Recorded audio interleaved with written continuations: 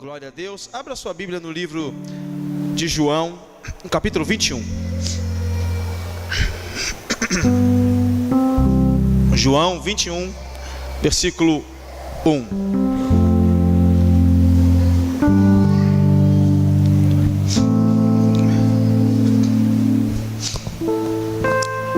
Pode botar Atos, por favor, João 21, para a gente acompanhar. Quem não trouxe a Bíblia, pode estar acompanhando no telão. João,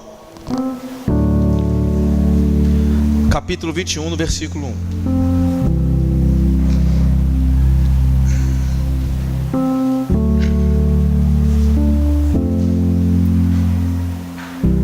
Todos acharam? Amém.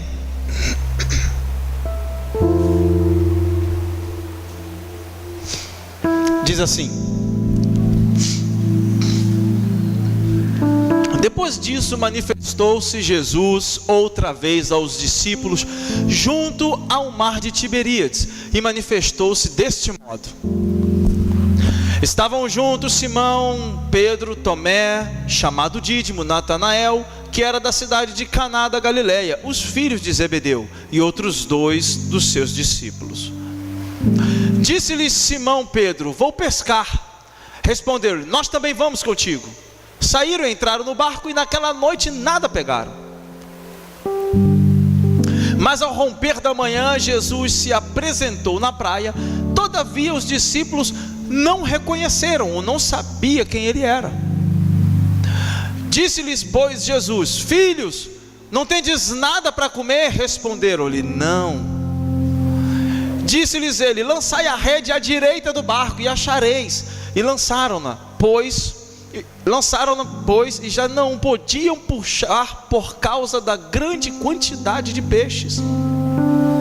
Então aquele discípulo a quem Jesus amava disse a Pedro: Senhor, quando, pois, Simão Pedro ouviu que era o Senhor, cingiu-se com a túnica, porque estava nu, despido, e lançou-se ao mar. Mas os outros discípulos vieram no barquinho, puxando a rede com peixes, porque estavam distantes da terra, senão cerca de 200 côvados. Ora, ao saltarem em terra, viram ali brasas e um peixe posto em cima delas, e pão. Disse-lhe Jesus: trazei algum dos peixes que agora apanhastes. Pode passar, a gente vai até o 25 mais ou menos. Entrou Simão Pedro no barco e puxou a rede para a terra, cheia de 153 grandes peixes, e apesar de serem tantos, não se rompeu a rede.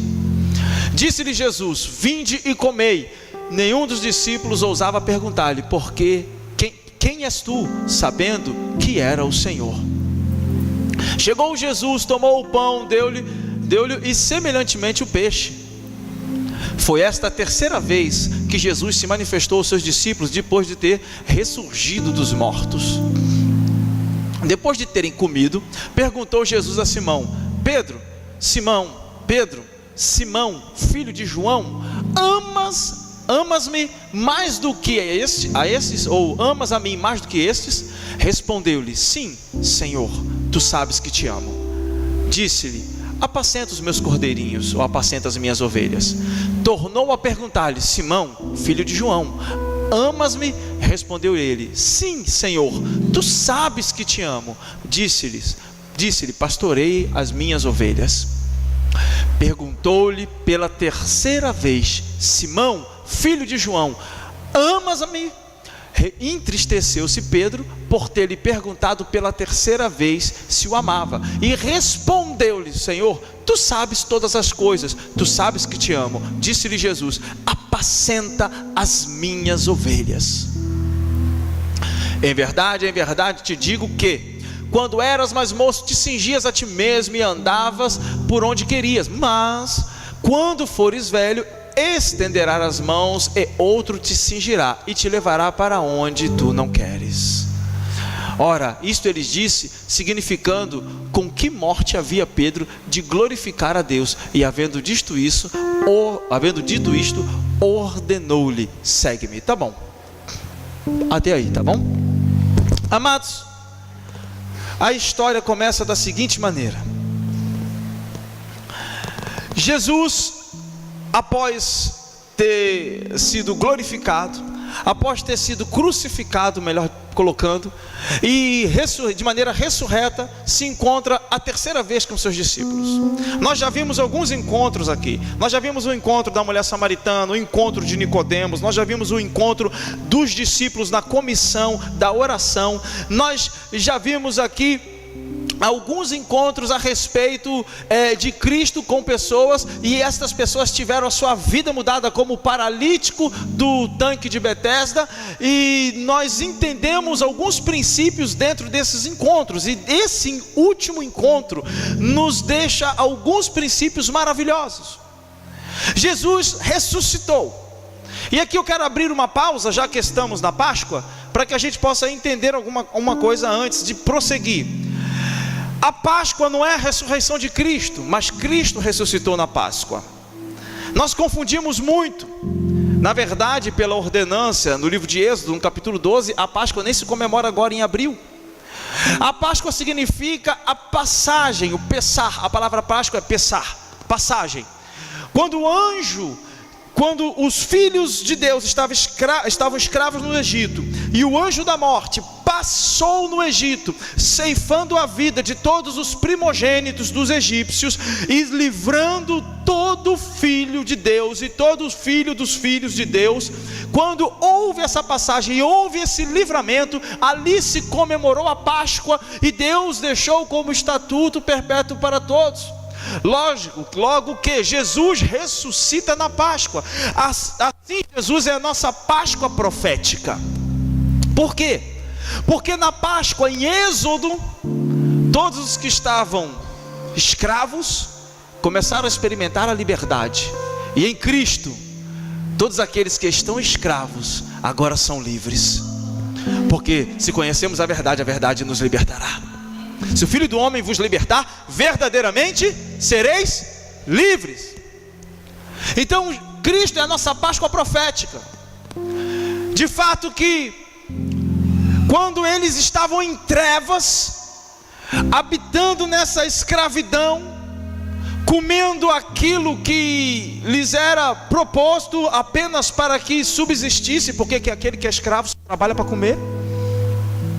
E agora eles estavam sendo alimentados por Deus, comendo o maná que Deus mandava, andando no deserto, cantando. Porque quando Moisés vai conversar com o faraó, ele diz: deixa o meu povo ir para que celebre uma festa para mim no deserto. Se você está no deserto, o deserto é lugar de festa. Celebre e adore, porque Deus vai mandar maná e vai te sustentar no deserto. Amém? Espera aí que eu estou na introdução. Vamos lá então. Entenda que Jesus Cristo é a nossa Páscoa profética, mas Ele ressuscitou na Páscoa. A Páscoa já existia antes de Cristo. Entenda isso. E a Páscoa é ressurreição, porque estávamos mortos em nossos pecados, e agora vivemos com Deus em abundância na luz, porque Ele nos transportou das trevas, e agora habitamos no reino do Filho do seu amor. E Jesus ressuscitou. Se antes estávamos mortos, agora ressuscitamos com Ele em glória. Entenda isso. E onde todos morreram, os filhos de Deus foram preservados. E tem um detalhe: sabe por que não aconteceu nada com os filhos de Deus? Porque quando foi celebrada a Páscoa, o mandamento, ou uma das ordens foi, entre ordens de comida e tudo mais que Deus havia ordenado, pães, ervas, etc., foi aspergir o sangue do cordeiro nos umbrais da porta. Porta é lugar de entrada, porta é lugar de saída. Quando eu aceito a Jesus como meu único Senhor e Salvador da minha vida, o sangue do cordeiro é aspergido sobre a minha vida, sobre o meu corpo, que é templo, que é lugar de entrada, que é lugar de saída. Porque o Espírito Santo começa a tabernacular em nós, começa a habitar em nós, e logo tudo aquilo que é morte, e logo tudo aquilo que é ruim, e logo tudo aquilo que nos matava, não tem poder. O apóstolo Paulo diz que o pecado não tem mais poder sobre o vosso corpo mortal, porque agora você é eterno em Cristo. Agora onde você decide passar essa eternidade, se é com Cristo ou sem Ele, isso vai ser determinado pela decisão que você toma de aceitá-lo como o único Senhor e Salvador da sua vida. Amém? Então já tinha acontecido a ressurreição, só pincelando aqui, para que a gente possa, porque hoje é Páscoa e não podia passar em branco. E Jesus tem esse encontro, e quando ele tem esse encontro, ele, no livro de João, já começa falando o seguinte, que depois disso Jesus apareceu novamente aos seus discípulos à margem do mar de Tiberíades. Esse é um dos últimos, ou o último encontro de Jesus com os seus discípulos após a ressurreição. E eu aprendo que neste encontro, dentro de todos os princípios que nós veremos aqui, eu aprendo um princípio que nos atormenta muito se nós não praticarmos ele, ou melhor, se nós fizermos de maneira equivocada. Chama-se o princípio para que você venha a ter cautela. Que princípio é esse? Cuidado com as decisões impulsivas. Vamos ver isso aqui. Primeira coisa, pode passar. Cuidado com as decisões impulsivas. Versículo 2 e 3.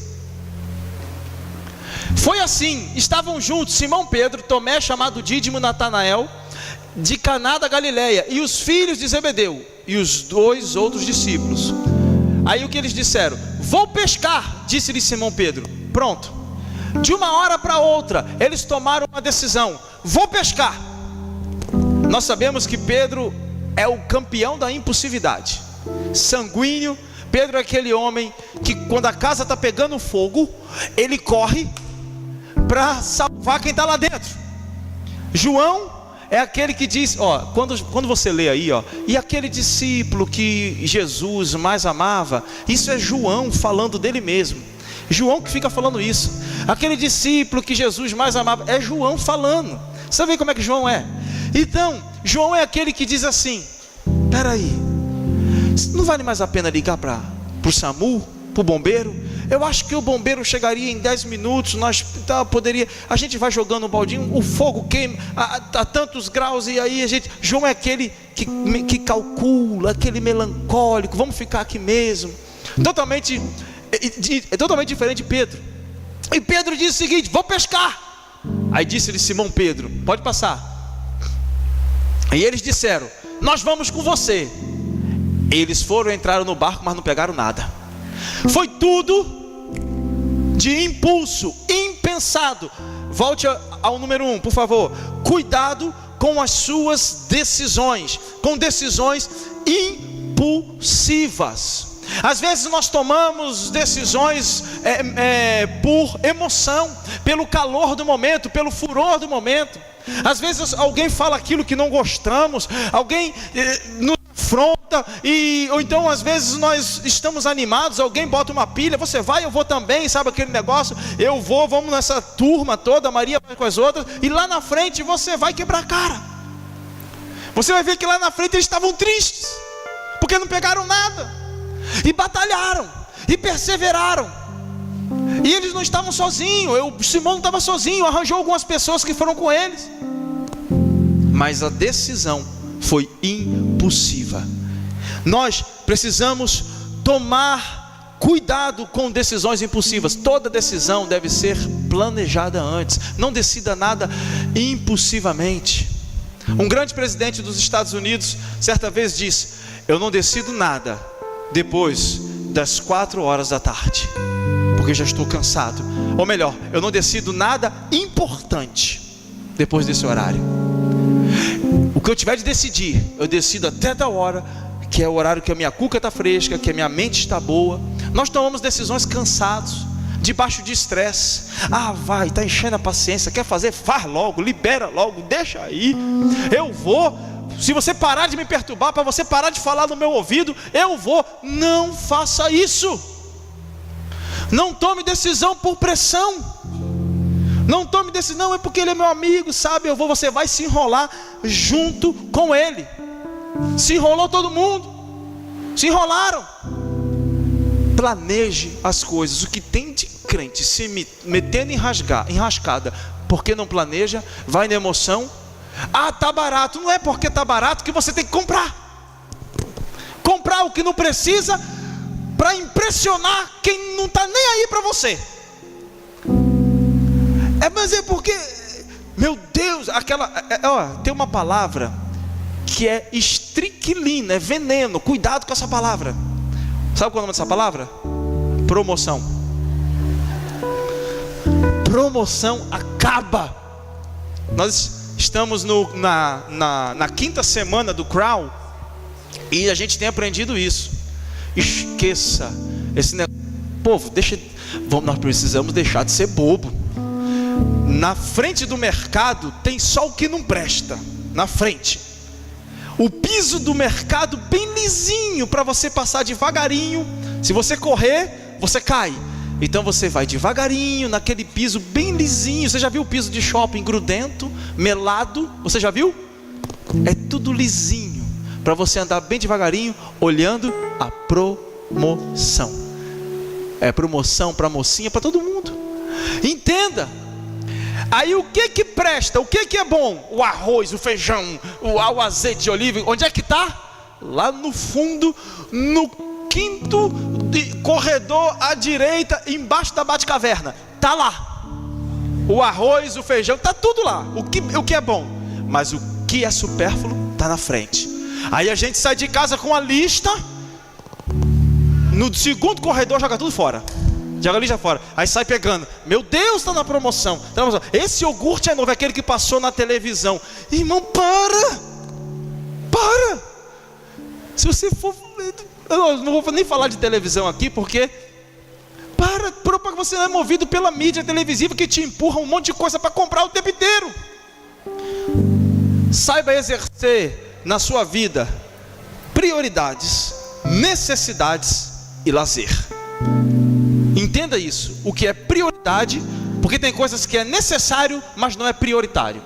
Tem coisas que são prioridades e necessidades. Tem coisas que são necessidades, mas não são prioridades. Então exerça prioridades, necessidades e lazer. Entenda, aí você não vai se meter em rascada. Quem não planeja nada, vai planejar o seu próprio fracasso. Pode passar Atos, por favor. Quem não planeja nada está planejando o seu próprio fracasso. Se você agir sem orar, sem pensar, amanhã você vai chorar e amargar. Você que vai casar, pensa bem, planeje o seu casamento, conversa com a pessoa, com ela, com ele. Gente é gente, irmão. Não tem essa não, o homem é assim, a mulher é assado. É gente, a gente tem problema, todo mundo tem. Porque depois que casa, meu irmão, você vai ficar com a parte boa, com a parte ruim, com a parte empenada. Você vai ficar. Mas pastor, ele ronca. Pois é, glória a Deus. Fica com ele roncando, que agora vocês são casados, vocês não são mais namorados. Que quando é namorado, quando briga, quando cada um vai para um lado. Quando é casado, não. Ele ronca do lado, você ronca para fazer companhia para ele. Amém? Quando é ronco apenas, tá bom, né? Mas vamos lá, que hoje não é culto de casal. Amém? Segunda coisa que eu entendo nesse encontro: fique atento, pois a frustração pode prejudicar a sua visão. Gente, eles pescaram a madrugada inteira e não pegaram nada. Frustrados. Estavam frustrados, não pegaram nada. E a frustração impediu-lhes de ver que o Mestre, que Jesus, que o Senhor estava lá. Preste atenção. Ao amanhecer, Jesus estava na praia, mas os discípulos não reconheceram. A frustração impede a sua visão. Fica atento, porque às vezes a sua frustração impede você de ver que a glória está bem na sua frente. Só que você está tão frustrado que você não reconhece. Você já apanhou tanto, você já batalhou tanto, você já pescou a noite inteira. O seu coração está decepcionado, e Jesus está na sua frente e você não reconhece. Aí você diz: não, é igual, a igreja é igual, é a mesma coisa, tudo é religião. Não, é só mais um dia de oração, é só mais um rito, é só mais um sistema. Não é, meu irmão. A sua frustração não pode ser impedimento para que você venha ver a glória de Deus na sua vida. Entenda. Ele lhes perguntou: filhos, você tem algo para comer? Eles responderam que não temos, não pegamos nada, estamos frustrados, estamos com fome. E Jesus aparece para eles e eles nem reconheceram. Não reconheceram, estavam cansados, frustrados, tristes, foram pescar de qualquer jeito, não planejaram, não pegaram nada, não conseguiram nada a não ser uma frustração no seu coração. Às vezes nós estamos frustrados com os nossos relacionamentos, e quando vamos falar para alguém, aí vamos aconselhar o outro em cima da nossa frustração. Não faça isso. Cada vez que você for conversar com alguém, cada vez que você for falar de Deus para alguém, cada vez que você for aconselhar alguém, aconselhe em cima da palavra. Você não vai ter o risco de errar. Morre o mensageiro e exalta a mensagem. O importante é a mensagem, não o mensageiro. Se tivesse uma criança de 5 anos aqui falando o que eu estou falando, tinha que dar glória a Deus do mesmo jeito. Amém, glória de Deus, ia se manifestar. Por quê? Porque não é o mensageiro que importa, o que importa é a mensagem. É a palavra. É a palavra. Mas a gente fica decepcionado, frustrado, embota logo os nossos olhos. Quando os discípulos voltaram para Cafarnaum é um lugar inóspito. Cafarnaum era uma vila acalorada, o sol causticante, e eles estavam voltando desanimados. E pasmem, um desses discípulos era tio de Jesus. E voltando, Cleopas era tio de Jesus, e voltando para Cafarnaum, triste. Por quê? Porque ele morreu, porque ele foi crucificado, as promessas acabaram, tudo que ele falou era mentira. E aparece um terceiro, aparece Jesus na jogada. E quando Jesus aparece, conversa com eles: por que vocês estão tristes? Porque o nosso mestre disse que ia voltar, que ia dominar sobre Israel, que ia manifestar o reino, e nada disso aconteceu. Então nós vamos voltar. Perderam o propósito, voltaram para a vida antiga, voltaram para a velha vida. A frustração faz você voltar para os velhos hábitos. Todo frustrado: eu não quero mais, eu não sabe, estou decepcionado, sei que eu vou voltar a fazer o que eu fazia antes. Que isso, irmão? Aí Jesus aparece, começa a conversar com eles. Jesus diz assim: nécios. Sabe o que Jesus falou para eles? Loucos. Ainda diz assim, tardos em percepção. Aí Jesus diz: retardados.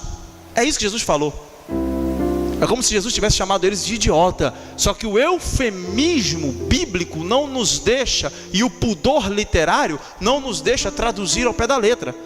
Mas foi justamente isso que Jesus falou: nécios, retardados, idiotados. Foi isso que Jesus falou. E aí o tradutor, dentro do pudor literário, dentro do eufemismo bíblico, traduzindo, não botou.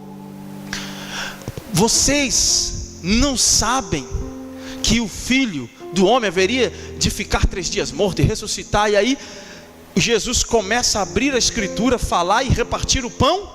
E aí quando eles dão por si, Jesus vai embora.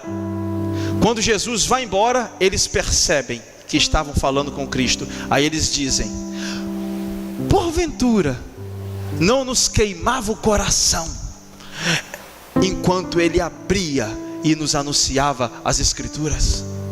Mas Jesus já tinha ido embora.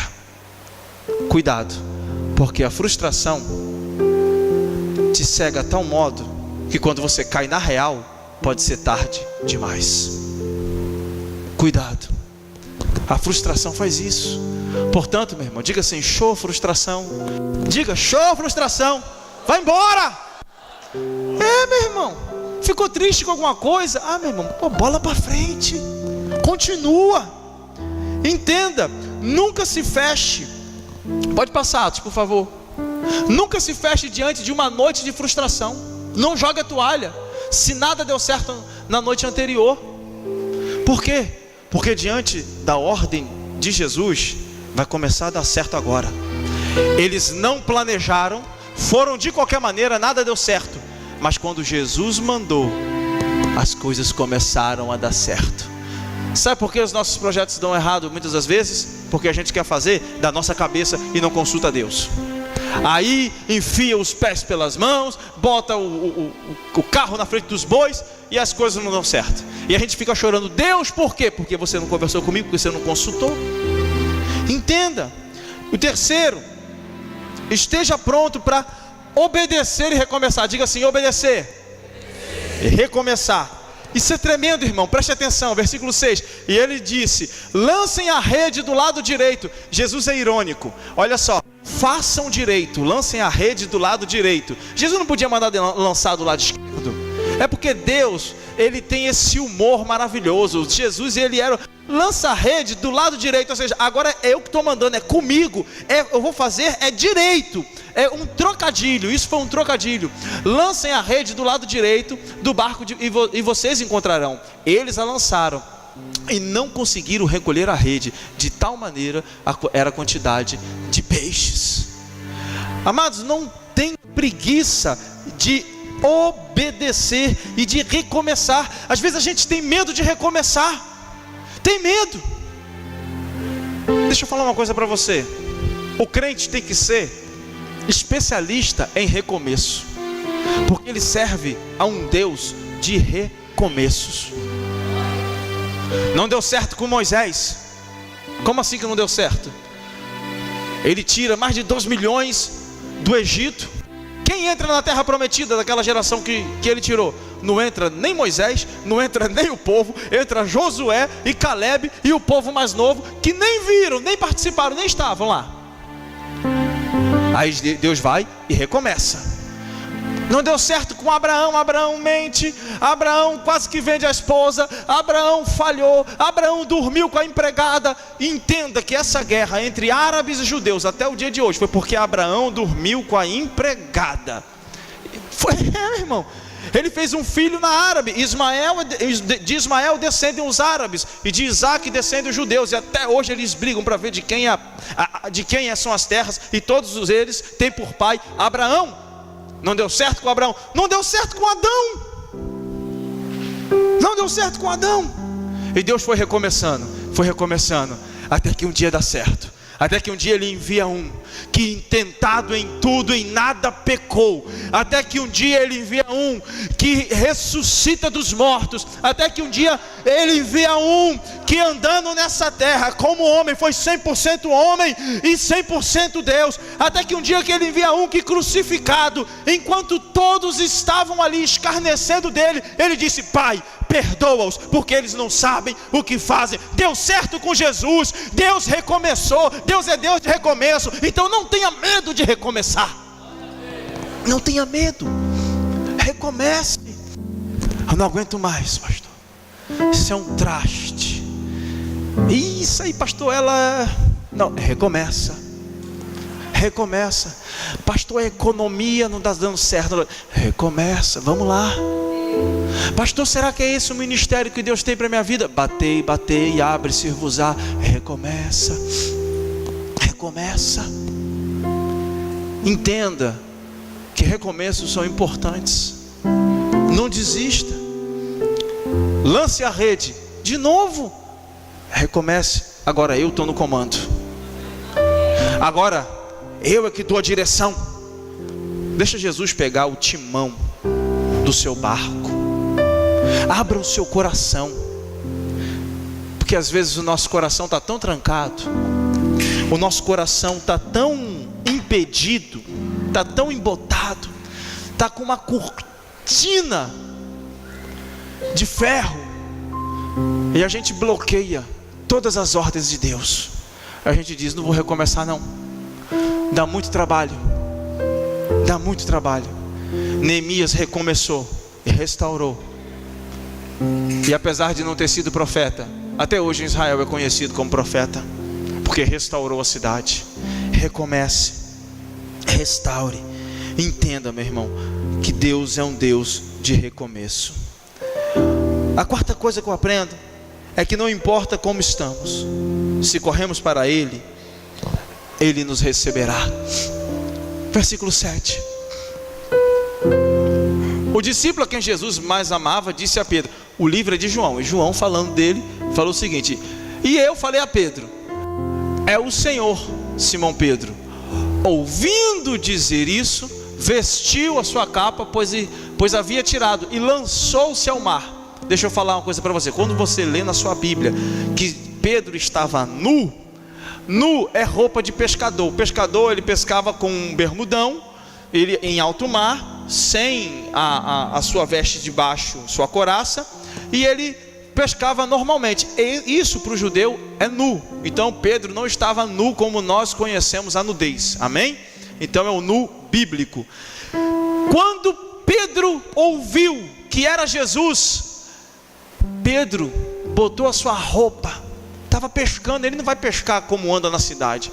Pedro botou a sua roupa e se jogou na direção de Jesus, foi nadando, caminhando, nadando, tamanha era a saudade de Pedro. Ei, Pedro era aquele que havia negado a Cristo, aí já havia tido a crucificação, Pedro havia feito besteira, Pedro havia vacilado, Pedro havia pisado na bola. Mas o que Pedro faz? Se esconde.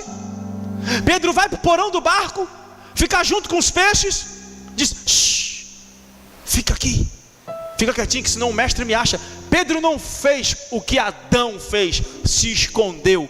Pedro correu para a direção de Jesus. Não importa o que você tenha feito, como você tem vivido, não importa, meu irmão, corra para Jesus. Não importa como você está, se você correr para Ele, Ele vai te receber.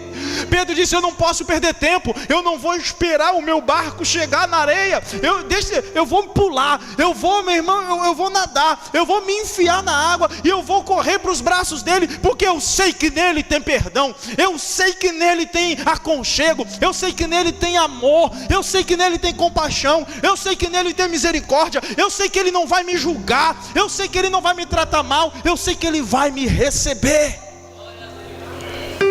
Mas a gente não quer correr, a gente quer se esconder. Ele vai lançar um raio sobre a minha cabeça, corra para ele. Pedro nem esperou o barco atracar, que eu lá quero saber de atracar, eu vou pular no mar. Só deu tempo de botar a roupa e correr. Corra para Jesus, corra. A impulsividade de Pedro também nos mostra essa paixão, esse fogo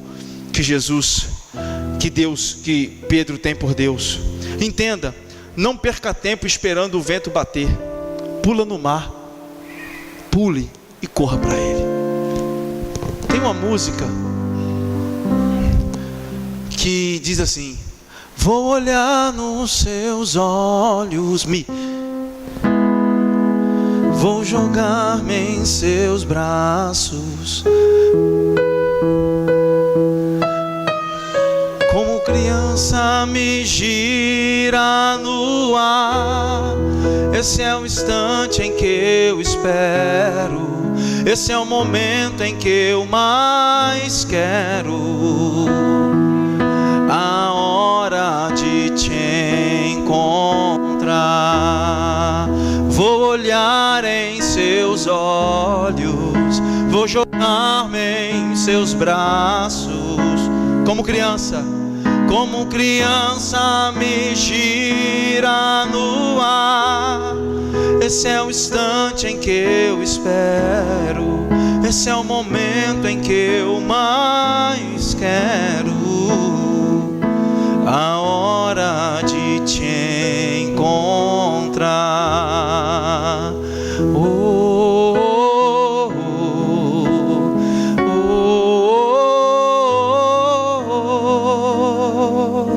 A hora de te encontrar. Você viu como as crianças correram de lá para cá? Chegaram aqui, elas correram, tinha umas que nem cantaram, mas elas queriam estar aqui. Tinha 3 aqui conversando. Cara, eu não sei, mas não sei o que eles estavam conversando. Vai ser qualquer outra coisa, menos a música. E estavam ali, e uns estavam assim, e os maiorzinhos cantavam, os pequenos criança. Irmão, você acha que Deus não recebeu esse louvor Tu acha que, olha, que isso não fez o coração de Deus assim liberar bênçãos e mais bênçãos sobre nossas vidas através do louvor dessas crianças? A palavra do Senhor diz que da boca dos pequeninos o Senhor suscita fortaleza, da boca daqueles, dos pequeninos e dos que mamam. Entenda, eles têm pureza, sinceridade, eles correm para o braço do Pai. Aí a gente não, a gente cresceu demais, né? A gente está grande, né? A gente está grande para reconhecer, para baixar a cabeça. A gente está grande para chorar. Nós somos muito maduros, nós não podemos mais chorar diante de Deus, porque somos muito maduros. A gente não pode correr, a gente não pode se ajoelhar, a gente não pode vir à frente quando o pastor diz: olha, vem aqui, você que quer se apaixonar, quer amar mais a Deus, quer se entregar, quer mergulhar. Não, porque eu tenho uma postura. Ei, existiu um homem que tinha uma postura, chamado Zaqueu, Tzadik era o nome dele, chamado justo, um homem de posses. Mas quando ele viu Jesus, ele correu, ele passou por meio de um, ele passou por meio de outro, ele subiu na árvore, e aquele homem chamou a atenção de Jesus, dizendo: Zaqueu, hoje eu dormirei na sua casa. Quando a gente perde a postura, meu irmão, não tem jeito, isso move o coração de Deus. Às vezes a gente é muito cheio de postura, muito certinho, afinal de contas eu estou na igreja. As pessoas vão dizer até: o que de mim? Meu irmão, se entregue, se largue na presença de Deus, corra, deixa Deus te pegar nos braços e te girar no ar. Entenda. Oh, aleluias. 5, para a gente avançar. Lembre, outro princípio, que o milagre é precedido de empenho. Versículo 8 até o 11. Os outros discípulos vieram no barco arrastando a rede cheia de peixes, pois estavam apenas a cerca de 90 metros da praia. Quando desembarcaram, viram ali uma fogueira, uma fogueira e peixe sobre brasas e um pouco de pão. Disse-lhe Jesus: traga algum dos peixes que acabaram de pescar. Simão Pedro entrou no barco e arrastou a rede para a praia. Ela estava cheia, tinha 153 grandes peixes. Embora houvesse tantos peixes, a rede não se rompeu. Amém? Pode voltar. Entenda que houve um milagre, mas o milagre foi precedido por empenho. Eles jogaram a rede novamente, eles puxaram a rede, eles arrastaram com força, e aí sim, tudo aconteceu. O que eu estou querendo dizer? Existe a sua parte e existe a parte de Deus. Não é você ficar em casa sentado, escancarado, com a boca cheia de dente, esperando a morte chegar e dizendo: Deus vai fazer algo por mim. Nada cai do céu. Faça a sua parte. Eu estava na feira do Pirajá ontem, e aí uma moça aí eu falei assim: que planta é essa aqui? Um abacateiro, né? Na banca. Ela: não, é um pinhão. Pinhão? Mas pinhão não é assim, não é um pinhão. Para que serve o pinhão? Ah, tem gente que tem mal olhado, né? Olha pra gente assim. Aí eu falo: aí meu irmão, eu pego corda, aí eu já vou. Aí eu começo. E isso tira mal olhado? Tira. Então quando alguém vem, bota mal olhado, isso seca na hora. Meu filho, é bater e valer. Mas e o sangue de Jesus, como é que fica? Ah, está escrito lá, não sei aonde, mas está escrito: faz por mim que eu farei por ti. Aí eu fiquei tentando entender. Ela falou: está escrito, faz. Como é que ela falou? Faz por mim. Pronto, faz por ti que eu te ajudarei. Aí eu falei: está escrito isso aí, deve estar lá, um negócio assim, parecido. Aí eu falei: olha, mas... E eu fui conversando com a moça, e realmente a mentalidade dela, equivocada, mas dentro da mentalidade que ela aprendeu assim, ela aprendeu, não tem culpa, ela aprendeu assim, que ela tem que fazer a parte dela. Nós precisamos fazer a nossa parte. Como é que a gente quer que Deus venha agir na nossa vida se eu não faço a minha parte? Como é que eu quero me libertar do vício do álcool todo dia, passando, entrando no botequim, conversando com os meus amigos que eu só encontro lá? Não vou me libertar. Como é que eu quero me libertar das más influências que me levaram ao vício, se eu vivo enfurnado no meio naquele meio com as mesmas pessoas que me levam ao caminho ruim? Entenda, você é a média. das 5 pessoas com quem você mais convive. As pessoas com quem você mais convive vai estabelecer pensamento. O pensamento estabelece um sistema de crença. Esse sistema de crença vai estabelecer uma ação. Essa ação vai estabelecer, em 21 dias, ela se estabelece num hábito. Esse hábito vai condicionar você a viver uma vida de bênção ou viver uma vida de desgraça. Mas tudo começa com os seus círculos de amizade. O apóstolo Paulo é bem claro quando ele diz que as más conversações corrompem os bons costumes. Com quem você tem andado? Então você tem que se esforçar. Tem hora que você tem que desligar o telefone na cara mesmo, vai ser grosso. Pá! Fulano, você nem me atende mais. Não, eu não estou com força ainda para resistir assim conversando. Quando eu tiver, aí sim, eu começo a pregar para você. Tem hora que você tem que fazer igual José. Pastor, a Bíblia diz que resistir ao diabo e ele fugirá de vós. Tem hora, meu irmão, que você tem que fugir, não é resistir não. José estava tão perto da Jezabel, que não era Jezabel, era a mulher do Potifar. A mulher do Potifar. Jesus estava tão perto, entenda que era costume, era liberado que alguma das senhoras de escravos podiam dormir com seus escravos. Elas tinham isso, podia dormir, assim como no Brasil colônia, alguns dos senhores de engenho dormiam com escravo, até estupravam algumas escravas. Então ela tinha liberdade sobre o corpo de José. Mas José estava tão perto daquela mulher, que quando ele correu, um pedaço da veste de José ficou na mão daquela mulher. Mas ele correu, porque mesmo estando no Egito, longe de todo mundo que podia ver o que José estava fazendo, mas perto de Deus ele estava. Ele decidiu obedecer a Deus. Então, meu irmão, você tem que se esforçar. Lança a rede de novo. Tenta mais uma vez. Sai desse grupo de WhatsApp que só fala porcaria. Sai. Sai desse inferno. Pelo amor de Deus. Começa. Vão pensar que eu sou metido. Fique metido de Jesus. Mas é melhor você ir metido para o céu do que gente boa para o inferno. Essa veio agora. Oh, glória! Aleluias! Aleluia! Último. Obrigado, Jesus. Último. Enfrente o processo de restauração. Depois de comerem, Jesus perguntou a Simão Pedro: Simão, filho de João, você me ama? Realmente há mais do que esses? Disse ele: sim, Senhor, sabes que eu te amo. Disse Jesus: cuide dos meus cordeiros. Novamente Jesus disse: Simão, filho de João, você verdadeiramente me ama? Ele respondeu: sim, Senhor, tu sabes que eu te amo.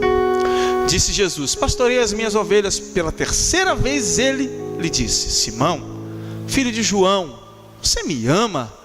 Pedro ficou magoado por Jesus lhe ter perguntado pela terceira vez: você me ama? E ele lhe disse: Senhor, tu sabes todas as coisas e sabe que te amo. Disse-lhe Jesus: cuida das minhas ovelhas. Pedro estava com remorso. Pedro estava com aquele, me perdoa a colocação, mas Pedro estava arrependido. Não um remorso, mas um arrependimento. Pedro estava triste, amargurado. E aí Jesus pergunta 3 vezes, coloca Pedro numa situação mais difícil. E há um trocadilho de palavras no aramaico e no grego, quando Jesus pergunta sobre filéus e agapau. Existem várias palavras para amor, pelo menos 8 conhecidas na tradução do Novo Testamento. E Jesus usa um trocadilho de 2 palavras, filéus e agapau.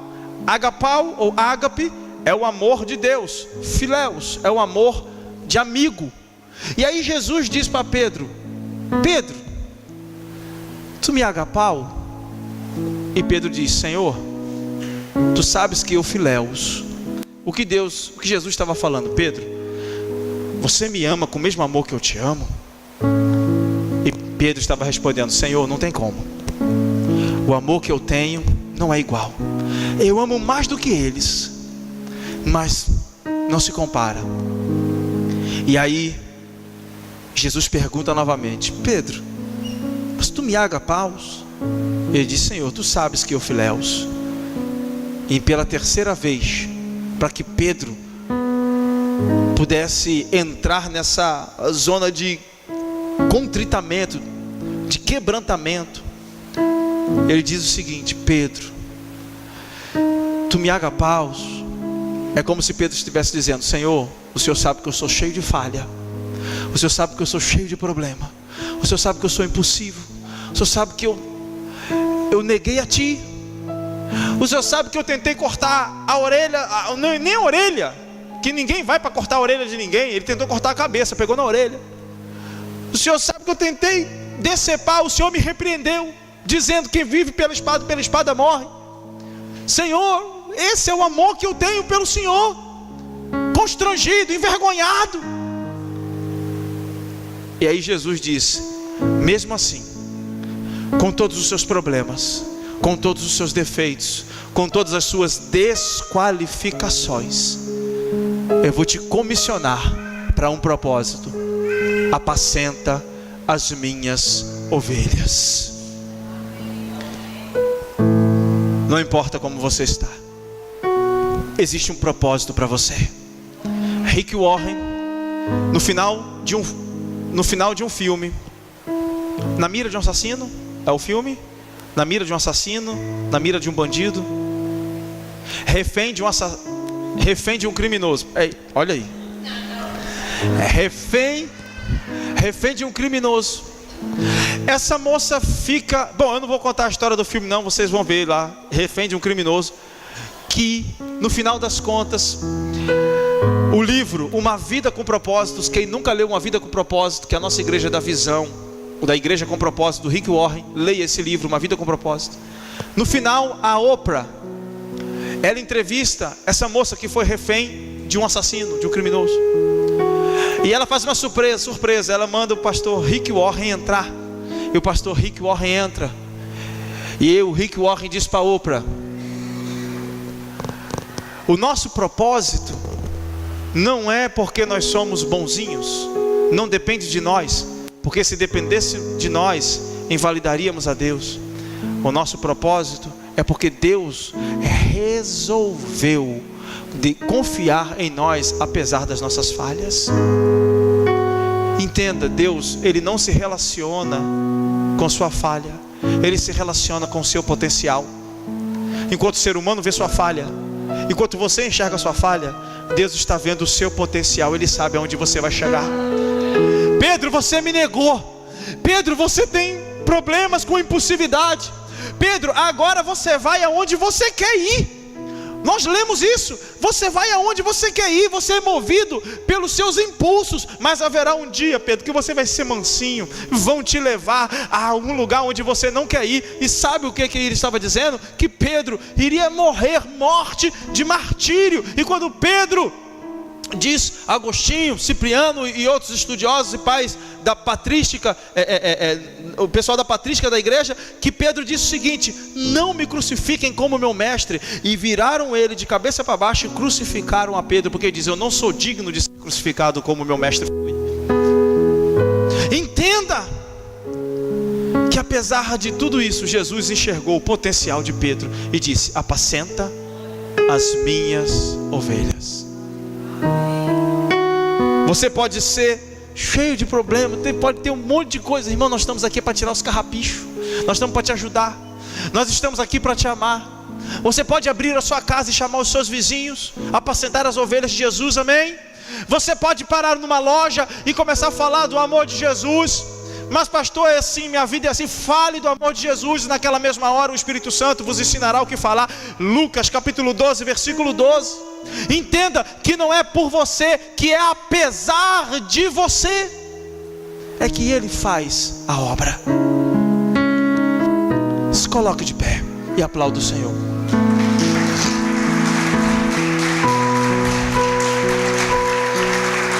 No livro de Apocalipse, no capítulo 3, no versículo 20, diz o seguinte: eis que estou à porta e bato. Aquele que abrir, eu entrarei e cearei com Ele. Nós estamos aqui como igreja e queremos que a porta, que o nosso coração venha estar aberta para que Deus venha a operar em nós e fazer em nós tudo aquilo que Ele quer fazer e que precisa ser feito. Entenda que Ele só entra quando deixamos. E o que me assusta é que essa carta foi escrita para a igreja, ela não foi escrita para o ímpio. Ou seja, corre o sério risco de, adorando a Deus, ainda podemos ter a possibilidade de estar deixando Deus do lado de fora, porque não estamos adorando conforme Ele quer que venhamos o adorá-lo. A carta foi escrita para a igreja de Laodiceia. Entenda, meu irmão, nós precisamos nos converter realmente, todos nós. E eu gostaria que você colocasse sua mão no seu coração.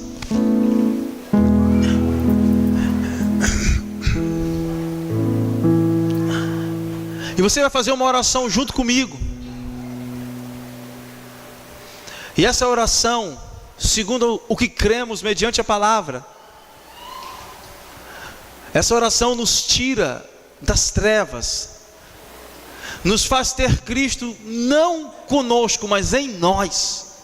Não apenas estamos andando com Ele do nosso lado, mas teremos o seu Espírito dentro de nós. E essa oração nos salva.